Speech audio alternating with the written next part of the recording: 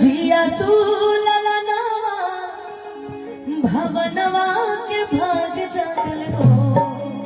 Delay विले दीजिए ना भैया, थोड़ा बढ़िया लगे एकदम साउंड, और म्यूजिशियंस की आवाज मॉनिटर में भी दीजिएगा। खिलल न लाल हुई है कुलवा के दीपक मनवा में आस लगल हो। मगर दुर्गा भैया रउआ जहाँ कहीं भी बनी, हम रउआ बता दी कि सोहर बिना मोहर के ना होके छुछे ना होला, तो सोहर में मोहर की आवश्यकता बा। यही से जितना बुआ लोग बड़ी, मौसी लोग बड़ी, खाली लेवे में ना रही, देवे में भी रही। बुआ, मौसी, चाची, मम्मी, पापा जितना लोग बनी हमारी यथार्थ बाबू के, सब केहू के मोहर लगी। क्या जी प्रशांत जी, रहुआ एगो माइक ली हम लड़कियों के अकेले मांगा तो ठीक ना लगी। तो जितनी भी हमारी आज की मामी, बुआ, मौसी, नानी, दादी, काकी, शुरुआत आप ही करिएगा, है ना। कि जुग जुग जिया सुलाला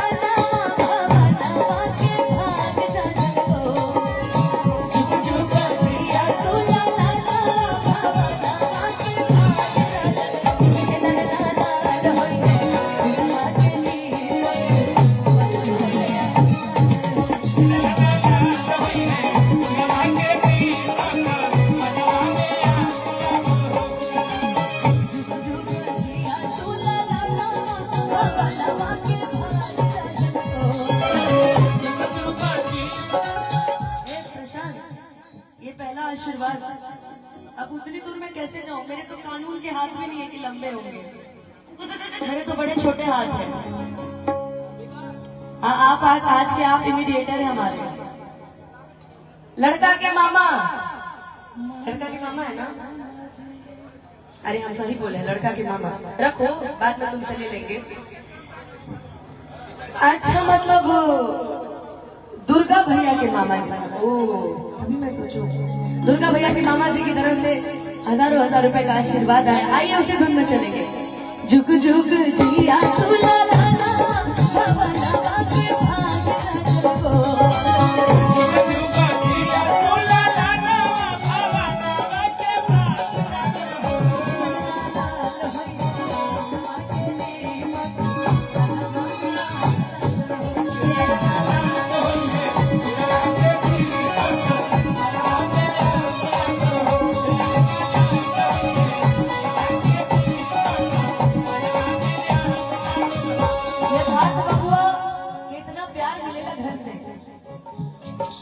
जब यथार्थ बबुआ कहीं दूर जाने तो मम्मी या पापा एक एक लाइन गावत भैया तुझको ना देखूं तो जी घबराता है, तुझको ना देखूं तो जी घबराता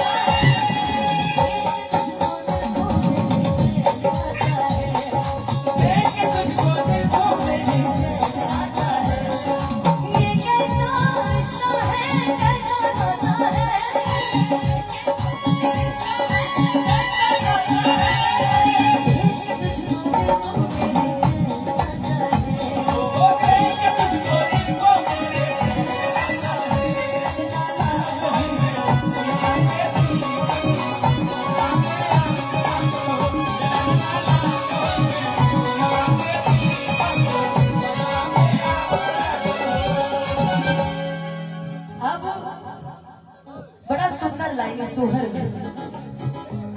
अच्छा लाइव है, लाइव छोटा वो कैमरा लाइव हूँ, मैं बैठ नहीं सकता। हवले ला की मम्मी, मतलब बबुआ की दादी और बबुआ के पापा, बबुआ के पापा बबुआ के दादी की तरफ से, मतलब कंजूसी छोड़ देने पड़े लोग।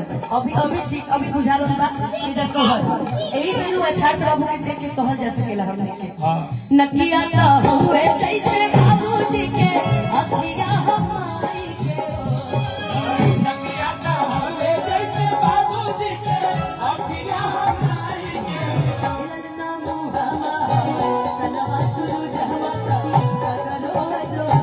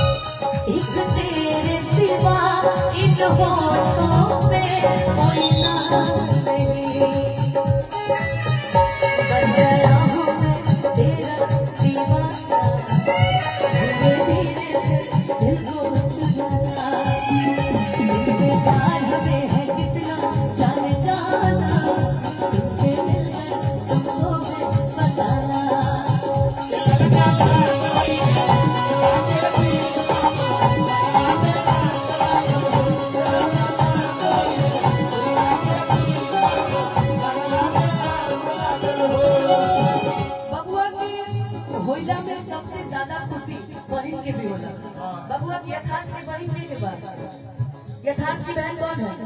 तो खाली हाथे हाथ उठेबू मोबाइल बेच के पैसा लेके आवा जा मोबाइल लिया जाओ फोन पे हो पैसा तो फोन पे करो हम नंबर स्कैनर देता नहीं हमें है ना? बबुआ की मम्मी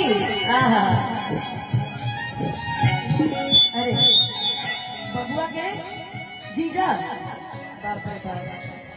लेकिन बबुआ के बहन से हमरा शिकायत का जल्दी फोन पे करो ना तो फोन पे से पैसा लेके आओ।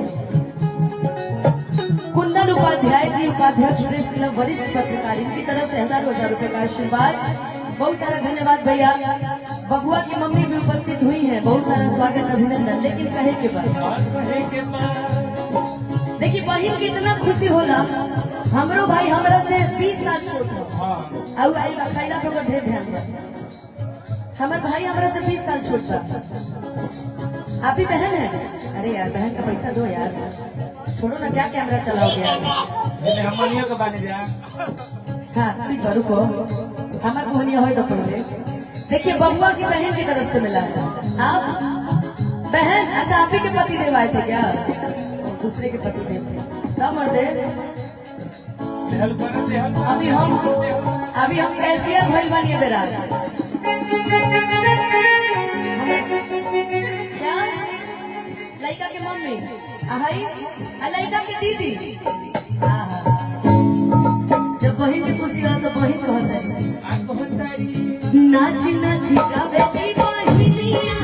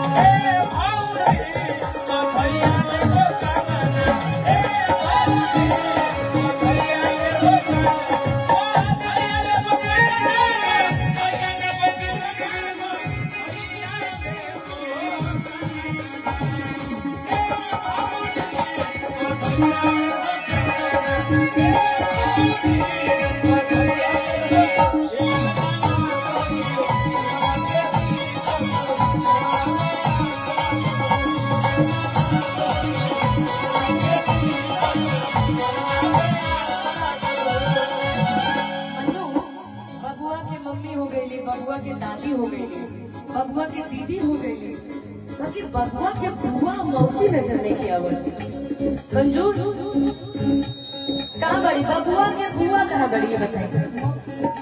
बबुआ के बुआ कहाँ बड़ी? बुआ बबुआ के बुआ कहाँ बड़ी? एब्सेंट बड़ी का? अरे रघुआ भाभी ए भाभी बबुआ की बुआ कहाँ बड़ी? पीछे कहाँ बड़ी बबुआ की बुआ? जाना तब पेट भरी तहार। कहाँ बड़ी बबुआ की बुआ? कहाँ बड़ी?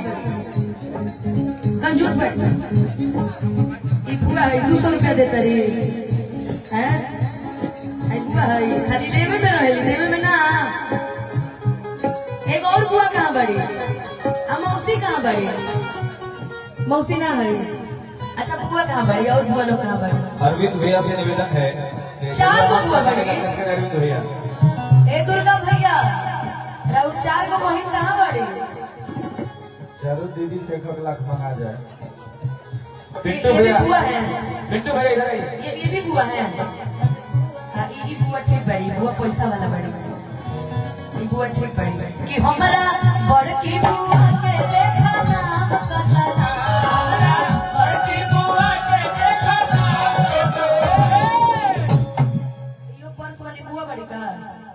मौसी है आप खोलवाई ना भैया हमारे को पैसा लेने में दिक्कत होता है तभी हमारे बंगाली चले दिलो। ये कौन मौसी गाड़ी है 100 रुपया देके कोई वो छोटा से काम चलाते हैं। बताओ अभी बड़ा कंजूसी चलता पकड़ो हमने तो बहने नहीं होई तानी के हां मौसी बुआ अच्छा हाइयो बुआ है नोट करे के बाद 500 से नीचे का नोट मत लेना। कितना बा बुआ? ठीक है। हाँ। ना चाहिए बुआ लोग देखो, बुआ लोग इहो क्या करा। होता है, जब मुंडन होता है ना, इहो करा। तो आचार्य प्रसाद से पहले ही पहुंचते हैं। हाँ ये तो होता है, ये तो होता है। इतना लेती है ना मेरी भाभी, सहमत है मेरी बातों से। लेकिन चलिए ये प्रेम है बबुआ के प्रति और नेक लेना हमारा काम है। सबसे पहले तो नेक हमारा काम है, बाकी जो दिया उसका भी भला, जो ना दिया उसका भी भला। काजू भैया कहाँ बने? खाली जो मेरी है लिखाई जी एने पैसा भी चली आई। एक कट्ठा निकला जाए। अब जानी फिर गाड़ी गाड़ी में हुआ खातिर गाड़ी कब तक हो एक कट्ठा वाले की जमीन हमारे का पैसा दे। हाँ। काजू और राजू भैया दोनों जना बैठे बनिया कर लो। अच्छा वो मुंह लुको होता नहीं, देखिए हम करेंगे ऐसे काम ना चलते, ठीक ना? आज ना तो फिर हम गाड़ी दे कि देखे में ना अभी हमारे कोनो भाई नहीं किया, अभी हम अकेले भाई नहीं। भावी ग्राम प्रधान प्रत्याशी काजू है। यही से काजू भैया कहते कहे के आदत अभी से डाले रहे हैं। कि देखे में लगला संतरा तू अनार भइल, कि देखे में लगला संतरा तू अनार भइल। ए हो काजू भैया बड़ा काशीदार भइल, ए हो काजू भैया बड़ा काशीदार भइल। कि देखे में लगला संतरा तू अनार भइल, कि देखे में लगल संतरा तू अनार भइल। ए हो राजू भैया बड़ा काशीदार भइल, ए हो राजू भैया बड़ा काशीदार भइल, ए हो राजू भैया बड़ा काशीदार भइल। अब इख दोनों जने से का बोली, शक्तियों की रियाई बनी है बड़ा। आ हई हमार बगल में पड़ोसी देश के पाकिस्तान देश के हवे, इहो आई बनी हमने के भी इतने तो कहल जी उनका रखे। खाली खाली खैला पे ध्यान बा, देला पे ध्यान नहीं के, खाली ट्रांसपोर्टे कंपनी चलाए। हां हम सोहर घर में कल एक एक लोग के गरी आई कि सासू सोहागिन बड़ भागिन अन धन लुटावे नी हो। सासू सोहागिन बड़ भागिन अन धन लुटावे नी हो। तुम्हारा बाटला भैया यारा देखो